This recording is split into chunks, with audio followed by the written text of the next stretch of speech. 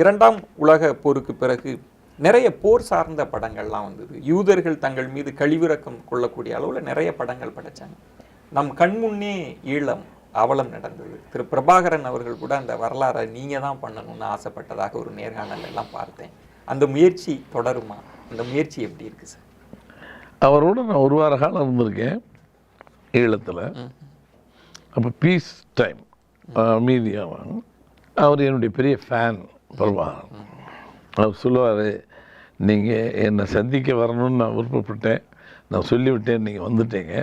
நீங்கள் வருவதற்கு முன்னாடி நான் எனக்கு உங்கள் படங்களை பார்த்து சில விஷயம் இருந்துக்கு மறந்துடணும்னு மறுபடியும் எல்லா படங்களையும் மறுபடியும் போட்டு பார்த்தேன்னாரு. எனக்கு ரொம்ப, ஏன்னா அந்த மனிதனை 18 அடி தூரத்தில் தான் நீங்கள் பேச முடியும். பிரபாகரனை யாராக இருந்தாலும் சரி. என்னை அழைத்துட்டு போனது தமிழ்ச்செல்வம். நான் ஒருத்தன் தான் அவருக்கு ஷால் போட்டு கட்டி பிடிச்ச ஒரே ஆள், அந்நியனாக. அவங்க ஆட்களே விட 18 feet you have to be stand away from him. இது எனக்கு தெரியாது. போனேன், அவர் அப்படி கையை நிறுத்தினார், எல்லாத்தையும் விட்டுருங்க, என்னை யாரும் அலோ பண்ண மாட்டாங்க. I went and put the shawl. அவன் கட்டி பிடிச்சார். அவங்க தான் உட்கார வச்சு ஒரு 4 தலைவர்கள், பொட்டம்மன், சூசை, இவர், இன்னொரு, இவங்க ஒருமித்து யாருமே உட்கார மாட்டாங்க யார் முன்னாடியும். நான் ஒருத்தன் தான் 4-5 தலைவரோடய உட்கார்ந்தாள். அவர் என் மேல் அவ்வளோ பெரிய பிரியம். மண்வாசனை காலத்தில் நான் தலைமறைவாக இருந்தேன் மதுரையிலன்னு சொன்னார். அங்கே தான் நான் மண்வாசனை பார்த்தேன். உங்கள் மேலே எனக்கு ஒரு அலாதியான பிரியம் அப்படின்னு சொல்லிட்டு அப்புறம் சொல்லிட்டு வரும்போது சொன்னார், எங்கள் பிள்ளைகளுக்கு எங்கள் பிரச்சனையை மையமாக வச்சு ஒரு பெரிய படமாக ஒரு இது பண்ணணும், எங்கள் பிள்ளைகளும் அதில் பங்கு பெறணும்னாரு. எப்பவுமே எனக்கு என்னை பற்றி பெரிய உயர்வு மனப்பான்மை கிடையாது. இன்னும் நம்ம சரியா இல்லையே பர்ஃபெக்ஷன் கம்மியோன்னு நான் யோசிச்சுட்டு இருப்பேன். ஐ சஜஸ்டடிங் சம் அதர் டைரக்டர். இன்னொரு எனக்கு பிடித்தமான ஒரு இயக்குனர் சொன்னேன், அவரை வச்சு இதை பண்ணலாமான்னு. He disagree. அதற்கு ஒரு காரணம் சொன்னார். அதுக்கப்புறம் நான் பண்ணுறேன், நான் ஒரு சுயநலவாதி, உங்களவுக்கு தியாகி இல்லை. என் பையனுக்கு கல்யாணம் முடிக்கணும், என் பொண்ணுக்கும் கல்யாணம் முடிக்கணும். முடிந்த உடனே நான் துணிச்சலை இங்கேயே வருவேன், இங்கேயே இருந்து கூட படம் எடுப்பேன்னு சிரிச்சார்.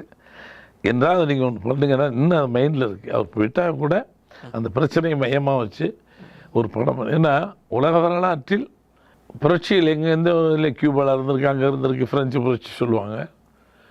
ஒன்றுமே இல்லாமல் ஒரு நிராயுதமான ஒரு தனி மனிதன் 4 பேரை சேர்த்து 400 ஆக்கி 4000 ஆக்கி நின்று மிக பிரம்மாண்டமான ஒரு போராளியாக நின்னது பிரபாகரன் மட்டும்தான்.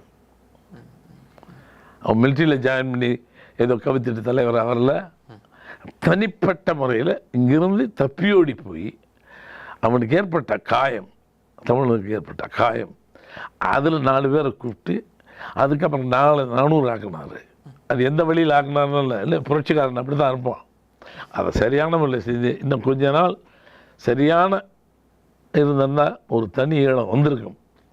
அதுக்கு முன்னாடியே நான் தமிழர்கள் தமிழ்நாட்டிலே சரியாக குரல் கொடுக்கல. என்ன நான் அது ரொம்ப பேசி கெட்ட பேர் வாங்கிட்டேன்.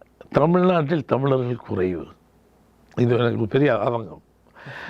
தமிழர்கள் குறைவாக இருக்கிற சில வந்தவர்கள் கூட அதை பற்றி உணர்ந்து அதுக்காக சேர்ந்து குரல் கொடுத்துருக்கணும். அண்டை மாநிலத்துக்கு இங்கே வர்றாங்க எல்லாம், அண்டை மாநிலத்துக்கு முன்னே தெரியாது என்ன பிரச்சனை, என்னமோ என்ன அது புலிகள்ங்கிறாங்களே என்னவாங்க. இங்கே திராவிடத்தினுடைய உன்னுதொழுந்தே ஒன்றுபல ஆயிடினும் ஆயுதியம் போல் வழக்கழிந்து விடவில்லை தமிழ் அப்படின்னீங்கல்ல.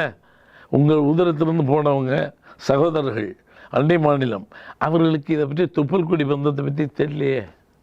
சார் தமிழ்நாட்டில் இருக்கணும், என்ன தமிழில் அதிகமாக மிக்ஸ் பண்ணப்பட்ட பூமி இது தமிழர்கள் மட்டுமே வாழுகின்ற பூமி. ஆந்திரா மட்டும்தான் இருப்பாங்க, கொஞ்சம் ஒரு 2% இருப்பான். நம்ம இங்கே பாதிக்கு பாதி. அதனால் வலிமை குறைஞ்சி குரல் கொடுத்ததில்லை, தவறான இல்லைன்னா அழுத்தமாக நின்றுருக்கலாம், ஜெயிச்சிருப்பாங்க. ஜெயிச்சிருந்தால் நமக்கு ஒரு பெரிய வரலாற்று சிறப்புமிக்க ஒரு பெரிய வெற்றி அது.